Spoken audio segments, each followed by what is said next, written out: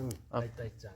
Tahircan, men şu oğullarım daşarı yurttaşında işleyen oğullar var. Onun düğün sizin de meňiz goýdum onu bidiýem dile Türkmenistan'ın Gaşoğlu vilayeti, Lewap vilayeti, Balkan vilayeti, Ahal vilayeti, Mari vilayetindäki oğlan oýlarymyň daşynda işläp berilýär bu dile udagatlar. Söz berýän doga edeýin inşallah. Hemmeleriniň iki dünýeler ýakty bolsun inşallah gol götürip doga edeýin. İşler oň bolsun, awreýler kän bolsun. Namazy başlamadyk bolsalaram günüň dewamynda bir gedek iki gedek dehret alsınlar.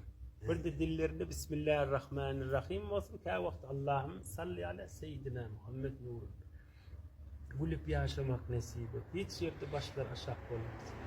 Irskal edep nuru, hormat, bereket nur gerektirsin ya. Namardın, zalimin şerine düşmesinler ya. Ölü diýirlerin begendir ya. Yakşa duş bol, yamandan daş bolsunlar. Hamim afadlik ve keram.